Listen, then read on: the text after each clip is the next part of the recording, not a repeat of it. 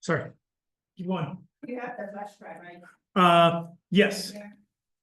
It says first question in 2025. perfect. So we get one down. So we were all very, very happy and surprised to find out last week that the FDA has approved a new pain therapeutic. I said the first time in 20 years. Everything before that was an opiate. For decades and decades. And so it's not a great one. It's better than placebo. But because of the nature of what it's attacking, they've got it so that it doesn't affect the heart. It mostly tries to harm the nervous system. Has side effects of itch, rash, and things like that, but it's a path forward for the rest of us. They have therapeutics lined up. What was the word you said, it was a path? I couldn't hear what you said. It was. The path forward. A path A forward, path forward to approve other therapeutics. to the And- FDA's. And they're now off of this opiate kick, right? And the opiates, of course, that was driven by Big Pharma. And they backed off because of the suit to the Purdue Pharma. So let's see, are you gonna advance the slide? I am, but I'm gonna actually have John do that because I've got somebody downstairs who is waiting for me, but I need to share this with Roy. It's on one of the first slides, I have a picture. But anyway, they have to keep the dose low because of its potential to have off-target effects. Like, it's basically, it's similar to like, instead it's. Oh, I guess we're supposed to start. Anyway, get on there. I'll back you up.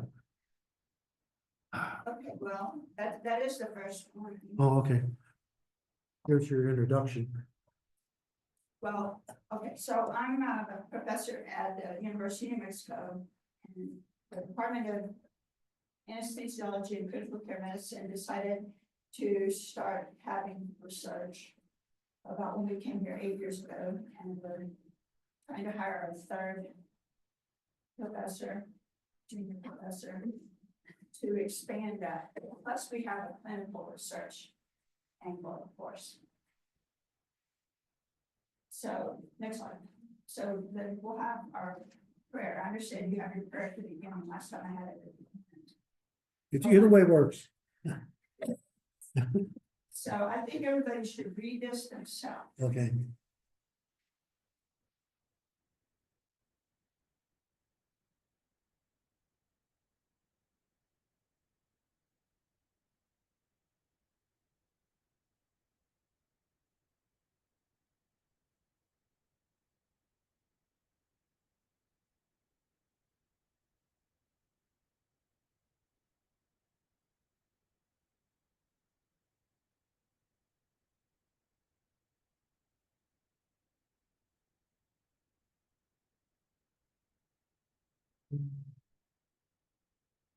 So one of the many things that I've noticed reading the Bible all these years that I've been in the church. My father was a choir director organist. And so I've been in church even before I was born in the choir. That's with my mother. And one of the things I've noticed over the years is how many times the word pain is used in the Bible. And whoever wrote this nice prayer was very aware of that. And so, but I don't know why I got interested into pain, but I've always been interested in the nervous system, which is so complicated. It's sort of like the universe is to try to understand the body, is for us to try to understand the universe. But we have got a lot of progress just in my lifetime, and especially with pain, which is now considered a disease, as it should be. Because before they classified it as a disease, there was very little time for it, which is why it's taken so long for us to try to get to the point where we are now. because of the genetics that we understand, that we can understand that paint is so complicated. It has so many escape routes that if you try to stop one, it'll just fire up the others. So, but paint is a phenomenon that's been around. When I was in grade school, I saw the little planaria reacting to light. Remember that one?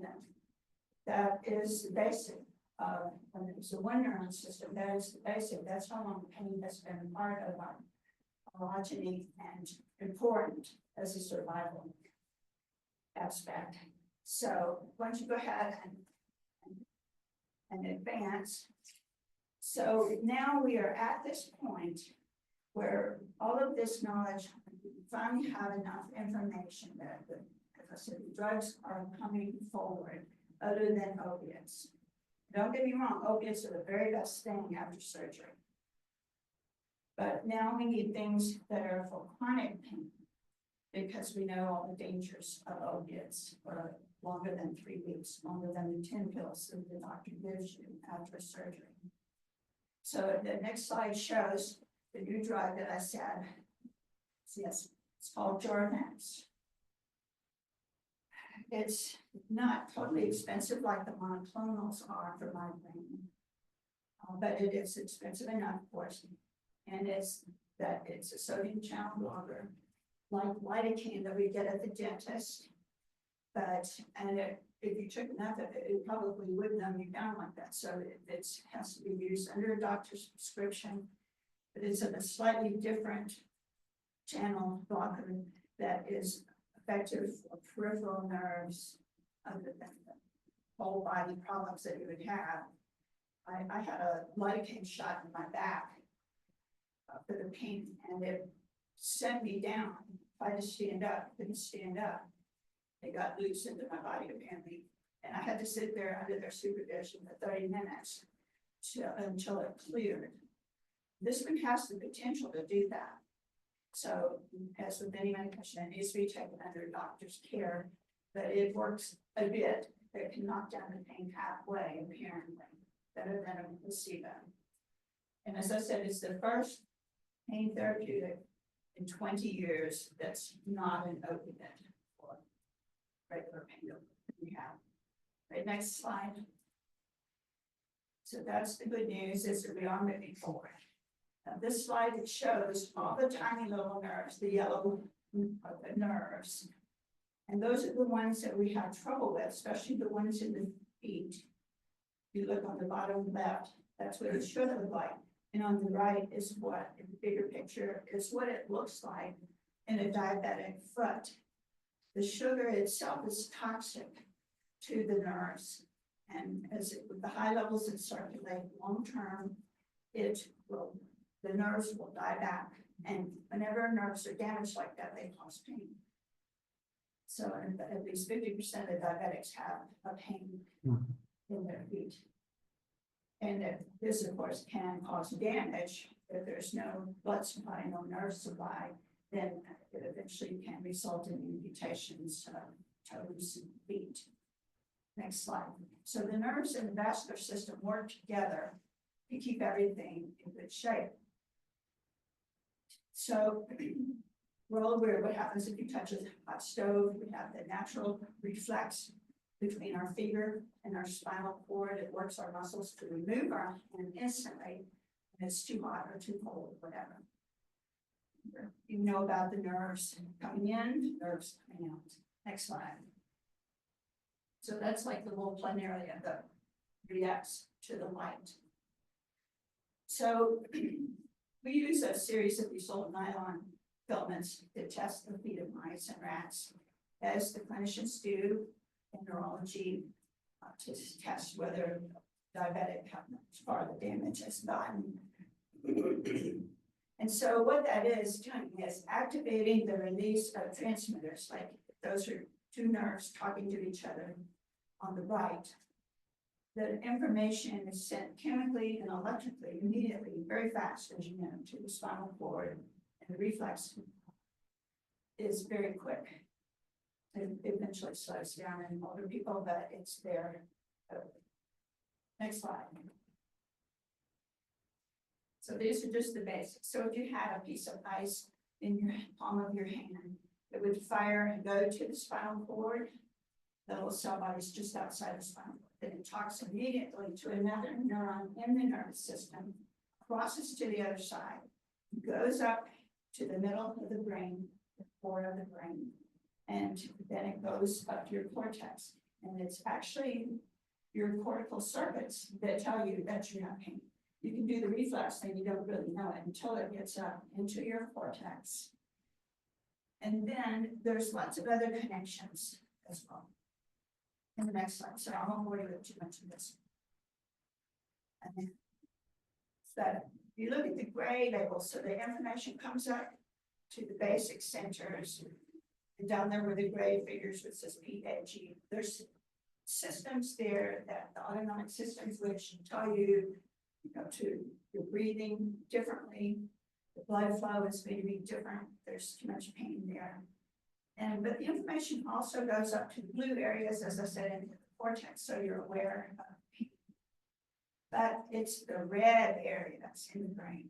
The red areas are emotional brain connections that happen so that after a certain amount of time, if you have, acute pain, you just leave and go on and go off somewhere else.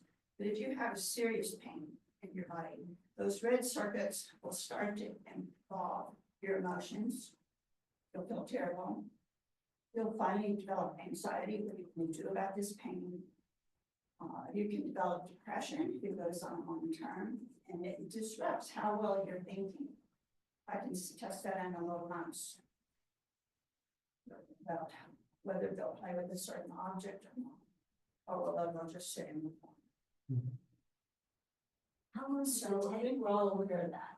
How long does it take before you get the red area of the brain? They're activated immediately, but within about 3 weeks of continual firing of the nerves, those circuits will strengthen. That's the problem. Is that you always have them. Babies cry when they get hurt. But if it continues, the circuitry, and they've shown this with fMRI, the circuits actually strengthen, more synapses, more talking going on to tell your brain that this shouldn't be going on. And hopefully you can find a way to evade it. Next slide, yeah, please, this should be more of a discussion.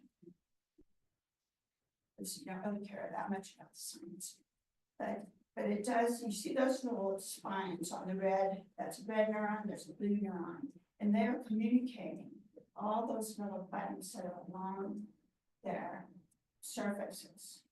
And those, they'll have more and more of those little contacts if it goes on and on and on.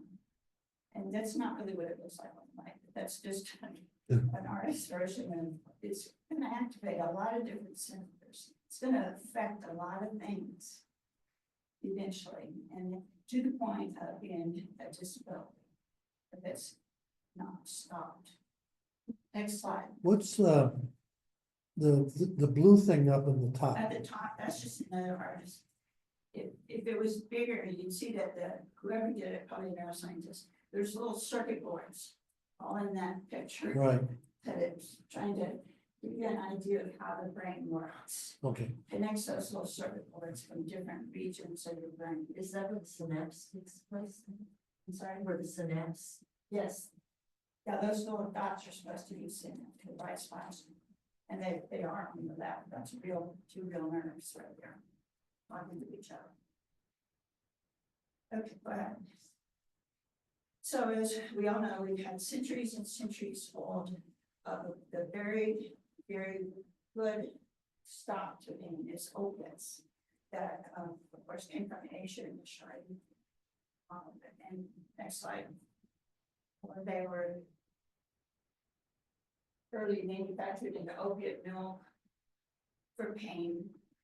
And then, of course, in the modern manufacturing methods.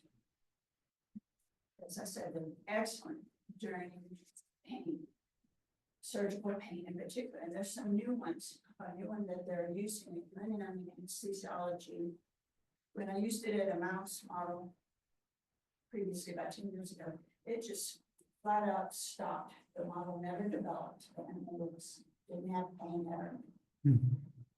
And so they're using that now in surgery to, it doesn't work that well in humans, but it works pretty well and it's not nearly as addictive. So that's another one that was started again in this past year or so. This slide shows the United States, I can't remember the dates, but you can see over time, if you read it like a book, middle, bottom line, we've gotten more and more and more opiate deaths in our country. Because it's just been rampant. It says 81,000 people in 2023 died of overdoses involving opiates, and that's according to the CDC. Next slide will show, I think it will show that.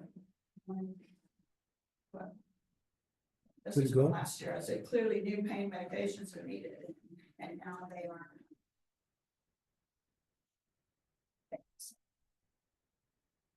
Those that show that we also know that New Mexico is one of the states that still has the highest opiate deaths. Opiate overdoses. More than 20% of US adults have chronic pain. This is about more than 30 million people. US, there's more than 3 million new chronic pain cases a year. It's one of the most common causes of disability. And I can change that now. There's no effective treatments for chronic pain. That's still true for a lot of pains because the pains in your face are much more severe than in your body. There's nothing for them. It's called suicide disease. That's the one I'm working on. Let's go for the biggest challenge. But right now, chronic pain cannot be cured. I'm working on a small antibody that looks like it might, but it's far out from the next slide. That's the one I was looking for. This is what the map looks like close. It's actually more red now, but since the date that's on there, I can't figure out what the date is up here. It's 21. But New Mexico is one of the most opiate-related deaths. It moved up a little bit, but down a little back on the bottom, the most opiate deaths. So it's a high priority for all of us that are studying pain, but also for drug companies that are trying to solve pain, not just have things that are harmful that have become unpopular. But like out of 100 clinical trials right now, 90 of them are still opiates. But as I said, it's linked to anxiety, depression, reduced quality of life, disability, opiate dependence, and drug overdose deaths. Next slide. Is this a huge rise due to fentanyl? Yes, Okay.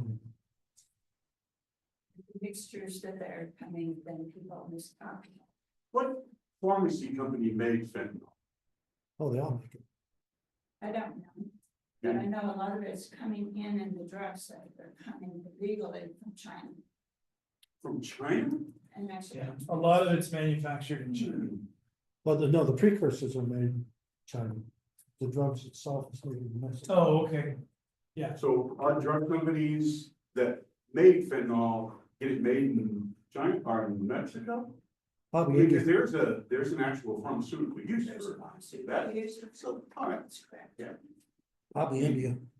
Since Well, India- you know, India a makes couple most years of the ago, drugs. the drug cartels down in South America actually had boxes made for them so they could push their money into the tellers so that they could process it. for Yeah. them. Okay, we're Let's, moving on. Next, Sharon, So the cost of paying to the US is about 560 billion.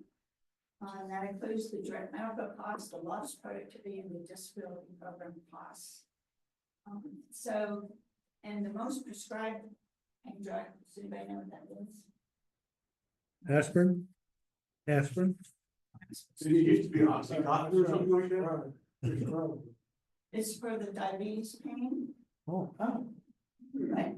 I said, oh, no, what? what is it?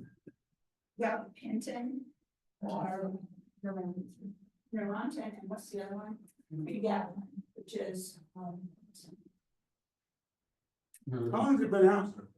they're not opiates, that's why they're channel clear. No, they have, all the other drugs are different names for opiate. Gabapentin and pregabalin are Neurontin and Lyrica are gonna be blocking the calcium channel, which is how the nerves are working. The other one is a sodium channel blocker, like lidocaine, but the dentist smokes. So it's a different channel, but it is a channel blocker, it's not an opiate. So more What's should the be difference? found that are non-opiates. I mean, what's a channel blocker? I don't know what that is. You missed the first slide. so I'm sorry. It's how My a fault. neuron, one neuron is talking to the next neuron that goes to the brain to feel pain. So it's blocking after the nerve comes in, touch hot, it blocks it right at the spinal cord so that the information doesn't get to the brain as much. We want it right in the clinical nerve. All right, so this slide is about substance use disorder of different types.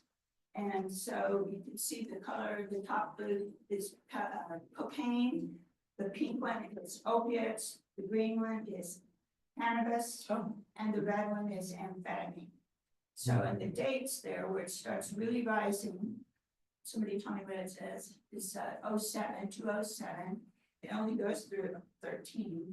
And it's just on an escalating rise, the use of cannabis, particularly here in New Mexico. You've been more. I mean, I know that it's prescribed, or used to, before it was just legal. The cannabis prescription was prescribed as a pain management treatment, but that's not a channel blocker or an opiate. What is the, Epilepsy in children is prescribed, it still is.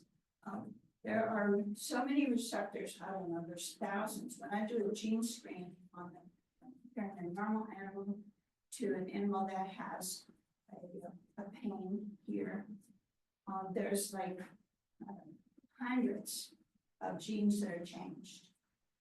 And each neuron can have, I don't know. From THC? Is that what we're talking about?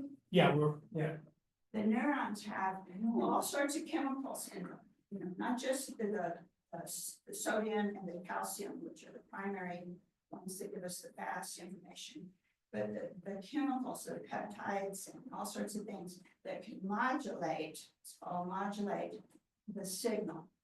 They can strengthen it.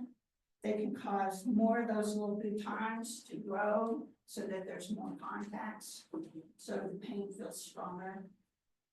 So the cannabis there's its own receptors for cannabis, and those can reduce pain. Those reduce pain like that. It's a different one for the opioid receptor. There's cannabis, they're called cannabinoid receptors. And I've studied those somewhere in there also. And they're like, I have a very high pain tolerance. I don't know why. Probably because of studying, doing ballet, which is quite painful. yes, So I have a very high pain tolerance. So what that means is that I have the ability to utilize endogenous cannabinoids, opioids, enkephalins that are in my system.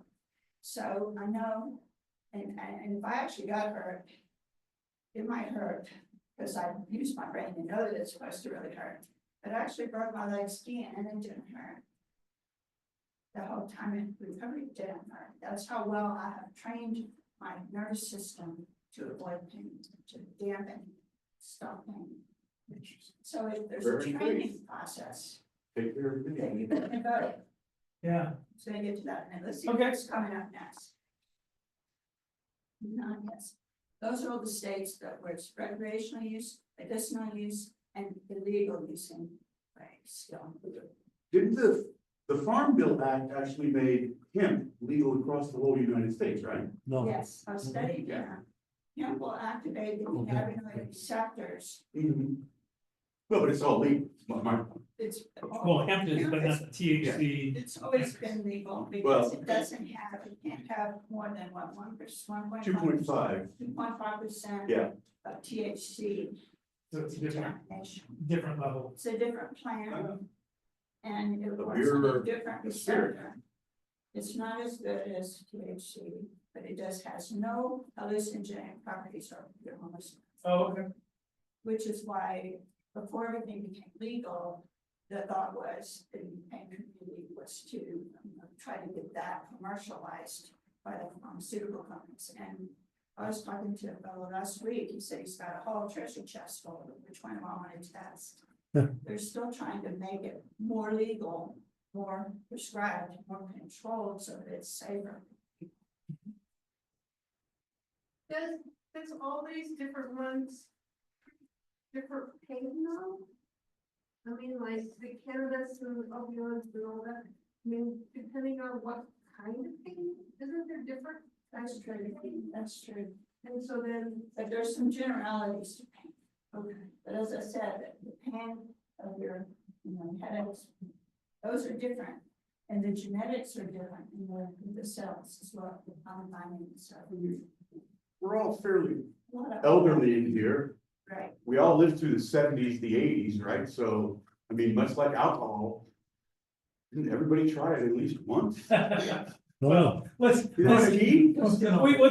we're gonna stay on track, Mark. No, Oh, no, yeah, just, definitely not. that is true. I would not have gotten it cleared, so I did that. but just alcohol.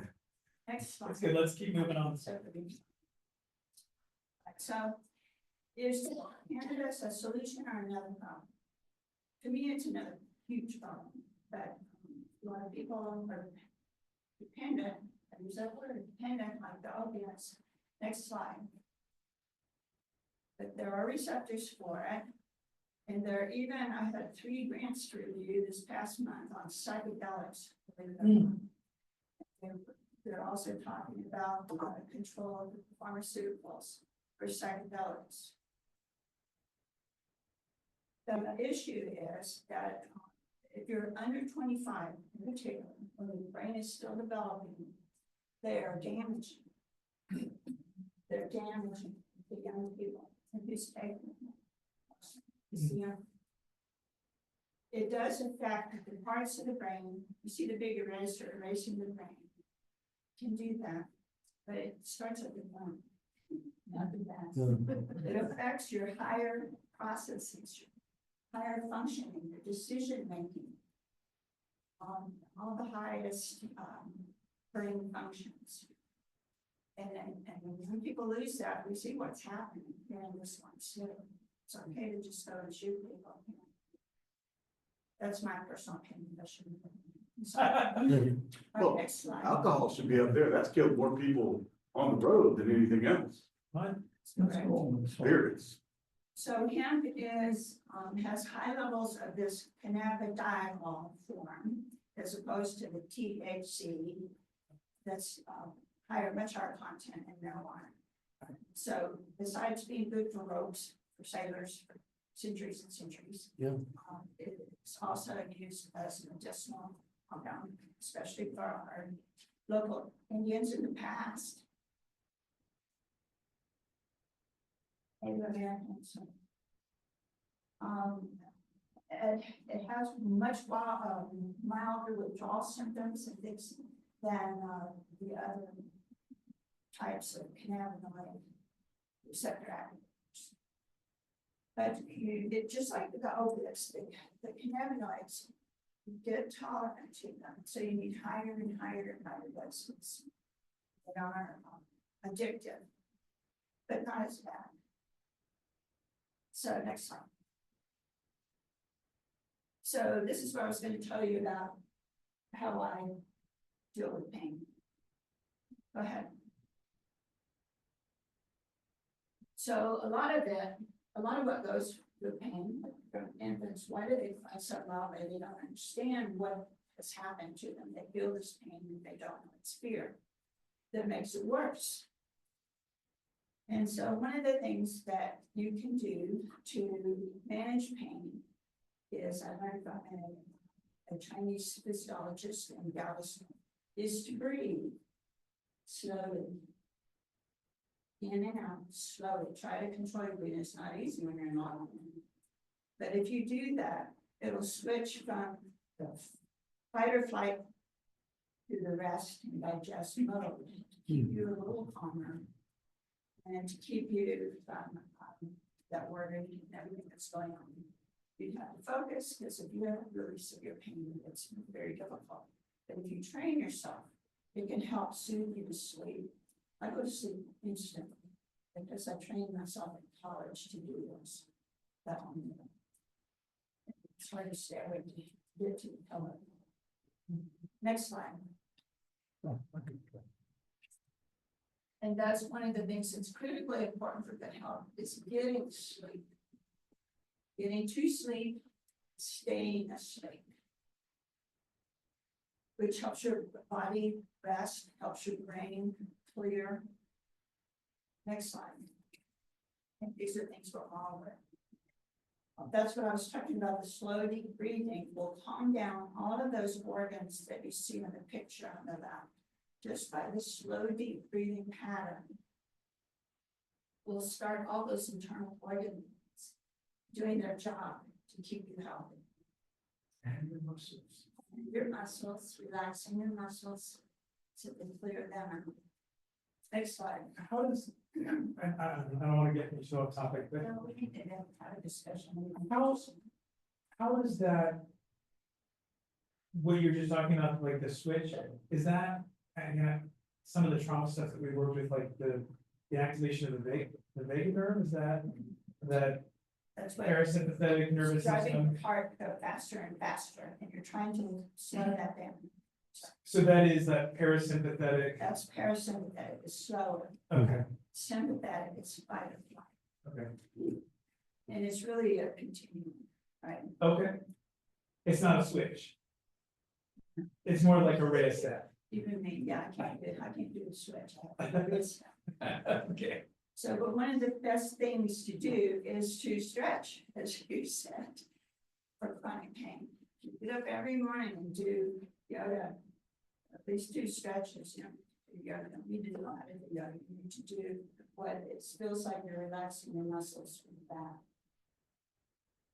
that. Next slide. That's one of the most important things, besides taking time to relax and eating a healthy diet. It's on the list. Next slide. And we all know about the runner's high. Okay? That is how they release these natural endogenous opiates, cannabinoids. That's why they get addicted to them, but it's okay, that's okay, because they're your endogenous chemicals. They help you live a healthy life. And even walking, whatever you do, is going to be both that for you. Next one. Well, that's the one about the endogenous endocannabinoids, cannabinoids. Our own endogenous system. It's real and you can use it if you learn to use it, and that breathing thing will help to use it. Next Training your mind, excellent. Next. Okay, that's your, any kind of exercise, chair stretches, whatever. The minute my mother became unable to do chair exercises now, she's just becoming totally. You don't want to do that, you want to stay as active as possible, as long as possible. And that one, big picture with her, the PT just taught me to do that. And a certain way that you want like that, to straighten your spine, to keep yourself upright, which keeps the blood flow better in your organs. It keeps your whole life healthy.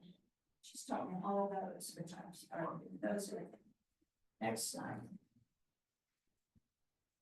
Just, even if you're wheelchair down, keeping your ankles flexed so that you can get up and down without falling. Any kind of exercise, walking is the best of all for exercise.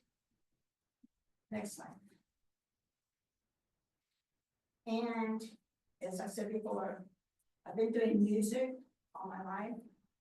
And that is a wonderful thing to do too. And that's why I have so many endogenous.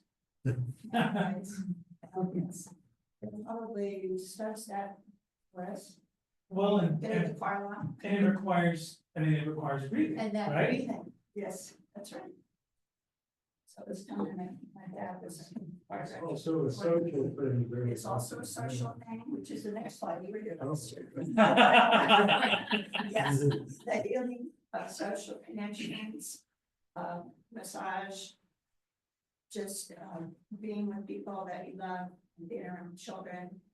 And the next one, your doggies, your cats. That's what I It know. helps to decrease pain and fatigue, helps you recover from everything, especially stress.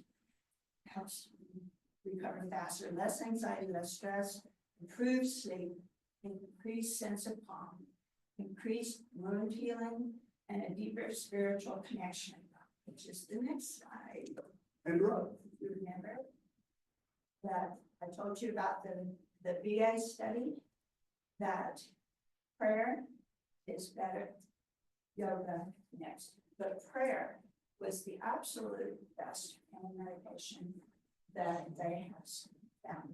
Wow. You ever seen anybody faith healed from a pain like this, and actually have somebody put hands on them and heal them? Or do you guys believe in I've seen that? it on TV, but I've never. it's Oh, true, but I'm you've never not so seen- sure. Hmm, But I saw this- but two this women is de-age. just another little short prayer: when our bodies ache, hearts break, spirit fails, and pain gets overwhelming us. Life is more than we can take, that he understands our pain. And that has been what I've used in my life.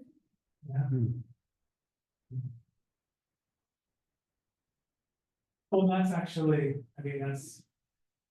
From a theological perspective, that's the power of. The doctrine of incarnation, right, is that it isn't simply, You know, when God appears to Moses in the burning bush, the four verbs, you know, that God uses, God says, I have seen, I've heard, I know, and I'm going to do something about suffering. Right? Didn't he make Moses pretend to be a god?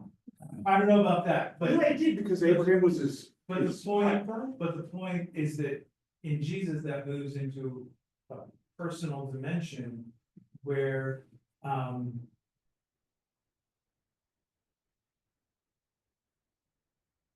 where God isn't simply removed from the pain of the world, God is inside the pain of the world in Christ on the cross. Redeeming. I was having this conversation with Essie this week about different interpretations of the resurrection.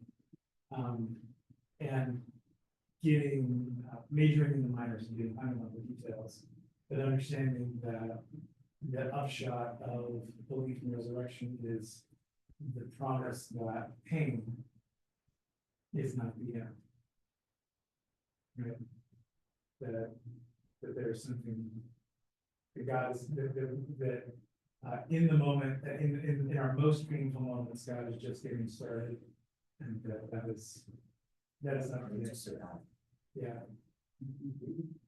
Yeah, he's just getting started. Also say prayer is stimulates your endo everything, right? Basically, Calms you you're down. stealing my. Well, and I'm gonna talk, I'm gonna talk in a couple of weeks, and this is it, yeah. Basically, yeah. But what happens when you pray? You still your body, oftentimes, you're breathing slower. Yeah. You know, you're, to borrow from other practices, you're engaged in a mindful practice of some kind by giving your attention to a particular idea, thought, Taking concern, it out of the meaning. work. Right, And into, you know, and all of those things have a positive effect on me. When I pray to God, he answers me in complete sentences in my mind. That's remarkable. Yeah. And I, Do you do much, I mean, you talked about the PA study. Do you do much, research in those aspects, like, in that kind of stuff, or I have two basic science labs, yeah, and no, but it's always fascinating. Right. It's originally in the psychiatry department. Yeah. I just You don't get the money to do the research on prayer. Oh, yeah, research grades and all that stuff. were gone. Big church isn't Where all funding. the foundation money is going. Big church doesn't have nearly the resources that big pharma does, right?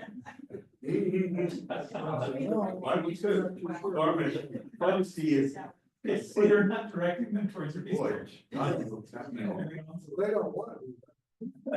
Most of If them don't. you're working many hours for non-strain grant that's spendable, yes, it's very important.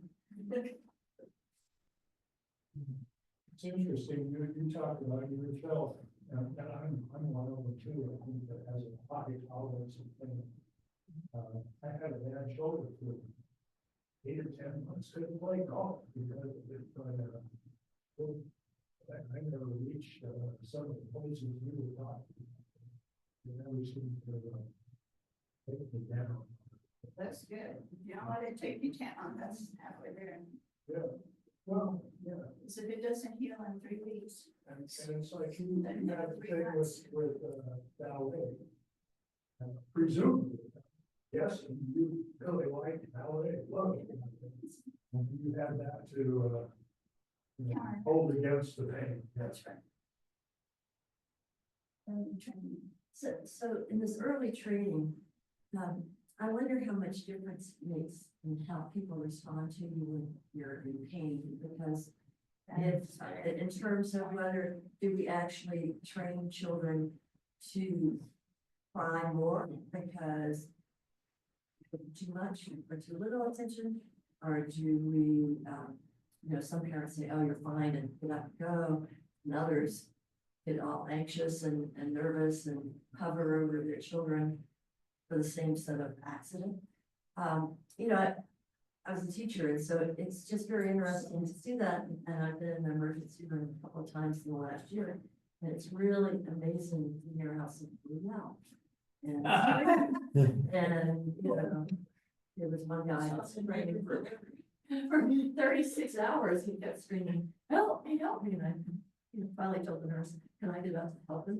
Because I want to put him out of his pain, Well, but it was just, I've been in your city for about 4 months and I have seen people at the West Side Shelter who are actually being tormented by demons because witches are casting upon them. Hmm. And that is a real thing. I asked well, let's, your pastor to go with me and see that Yeah, and anomaly. we've talked about that, Mark, but I want to talk Oh, I about. understand. It's on Why top. are they screaming? Why are they screaming?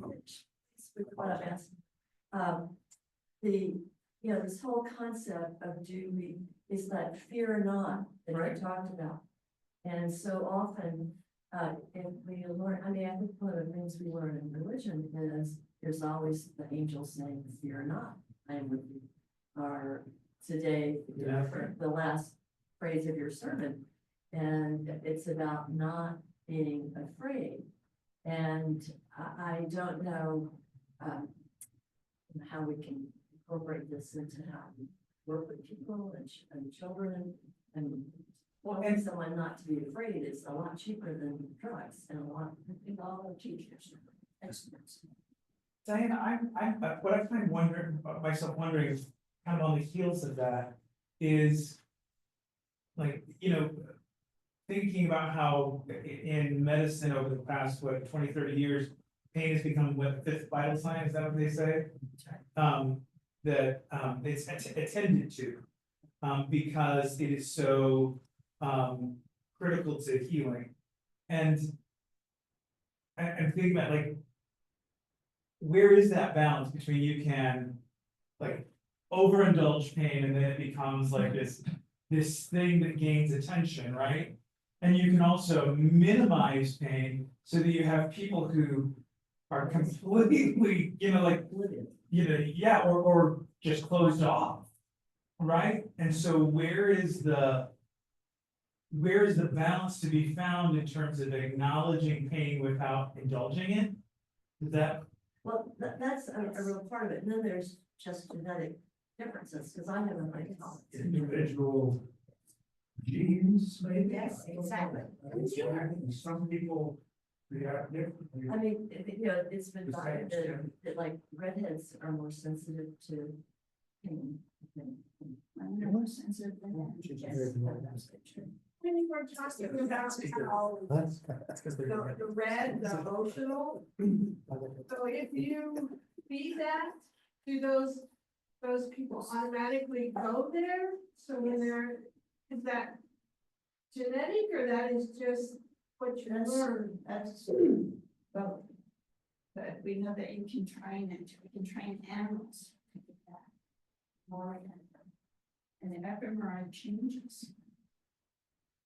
So that when, if you More start activation. going there and once you get hurt, then that's automatically where you'll go.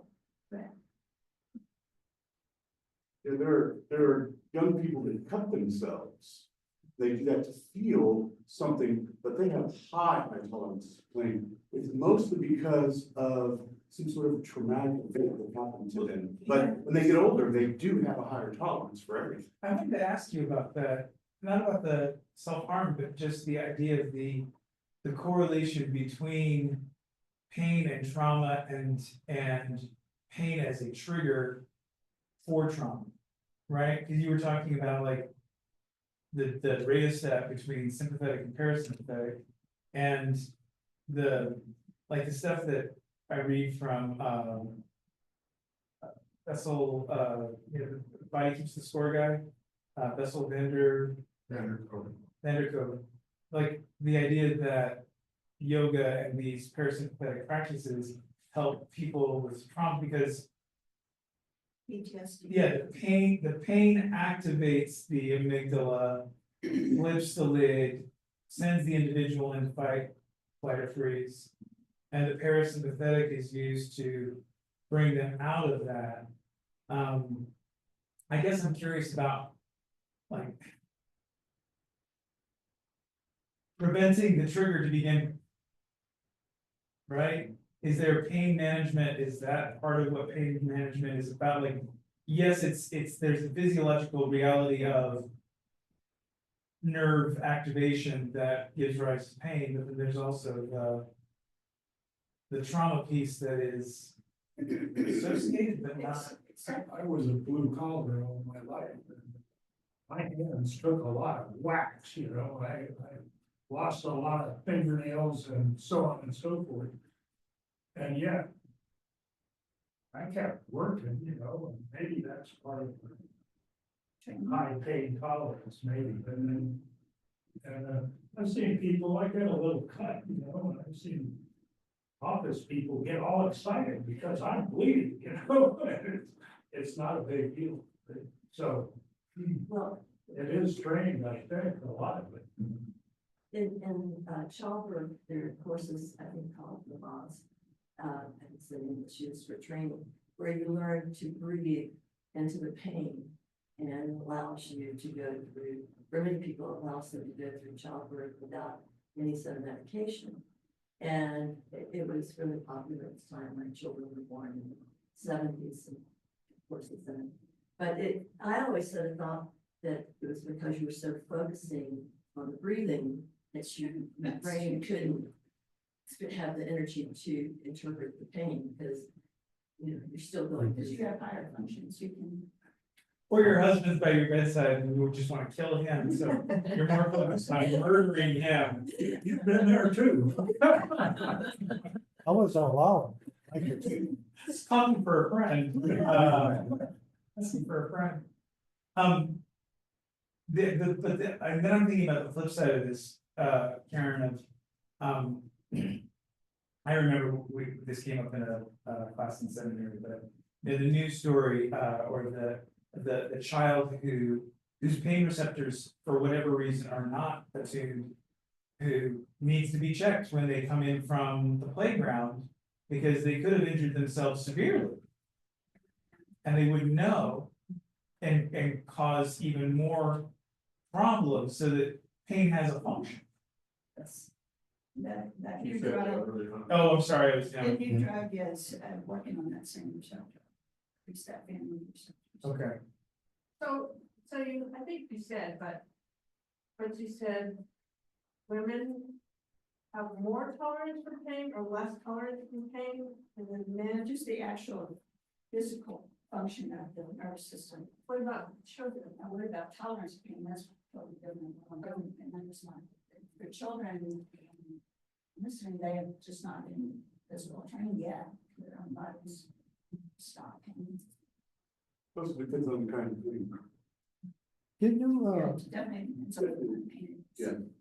can you use, neural networks now as, the big talk, because of Nobel Prizes last fall? Can you use neural networks to emulate pain?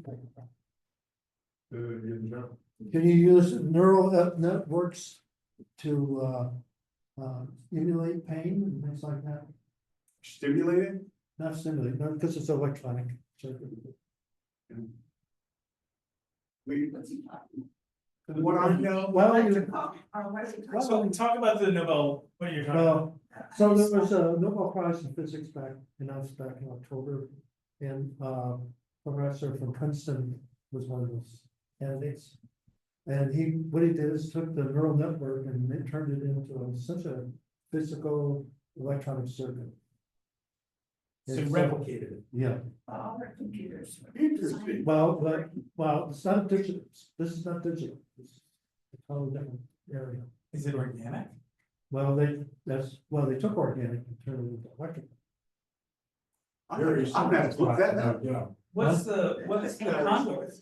Well, so that's. The conductor. Yeah.